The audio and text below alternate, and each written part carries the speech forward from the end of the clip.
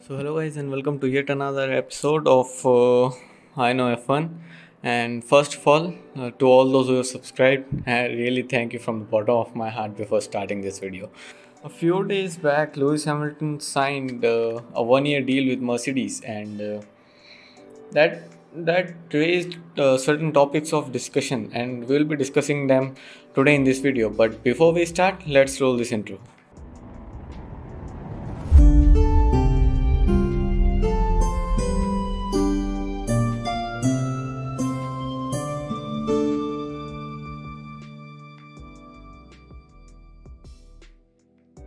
So, few days back, Lewis Hamilton renewed his contract with Mercedes for 1 year.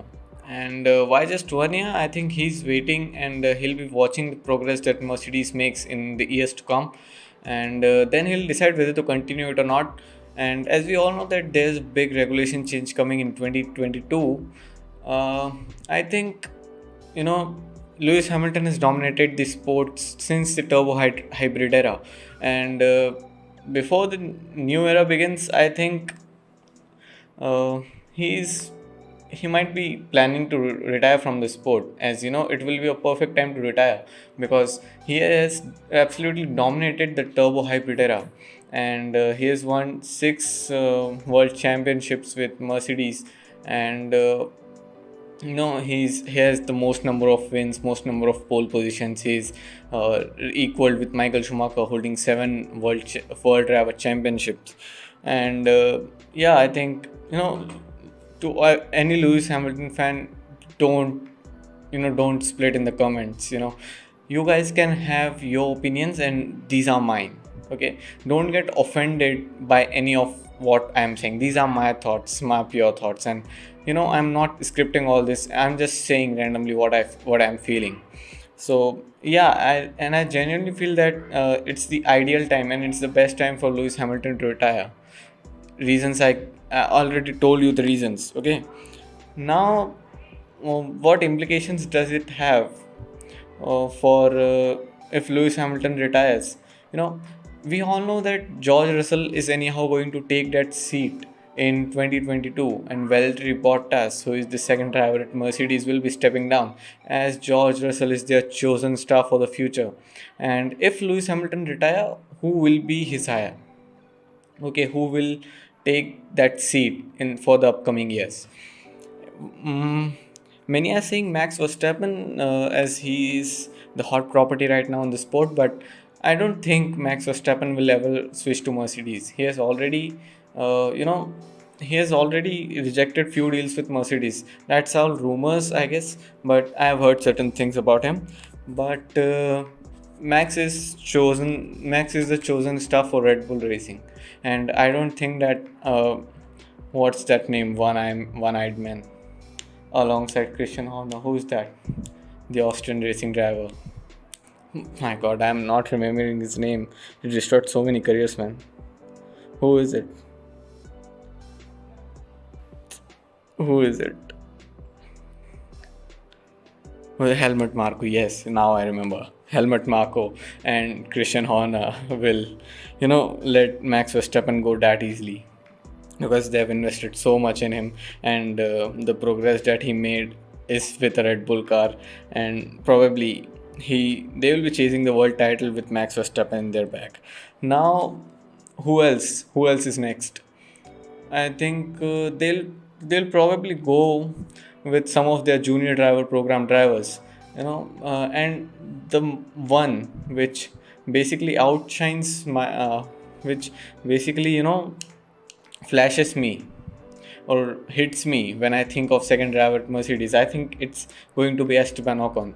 First of all, he was a test driver at Mercedes for the 2019 season, and he has a connection with Toto Wolff as he is managing Esteban Ocon, right? And Esteban Ocon is also a very good driver if he proves that he can drive a Mercedes, and not Mercedes in general. If he can drive a car fast, like if he proves what he's capable of with Alpine this year, I think there is a very good chance of him taking that second Mercedes seat alongside George Russell. But there's another implication here that I don't think that Mercedes will go a brand new driver lineup. They've never done so. They started with Michael Schumacher and Nico Rosberg. Okay, both are very good drivers. Nico Rosberg was not proven at that time, but they were very good drivers. And when Michael stepped down, Niki Lauda, as we all know, who was holding a very good position at Mercedes that time, uh, somehow convinced Lewis Hamilton to join this team. Okay, and as the Vettel dominance ended, or the Sebastian Vettel and the Red Bull dominance ended, they smashed everyone. Except the 2016 season, Lewis Hamilton has won every of it. If Nico Rosberg didn't retire at 2016, I think he would have given a tough fight to Lewis Hamilton. But you can't change the past. And we are discussing here that they have never gone with a brand new driver pairing. And even when they signed Valtteri Bottas for when Nico Rosberg left for 2017, when they signed Valtteri for that, still at before that, Valtteri was proven driver. He has picked up certain podiums. His junior career was very good, but I don't think so that Mercedes will go with a brand new driver lineup. But that depends on whether Lewis Hamilton retires or not. So that's one thing.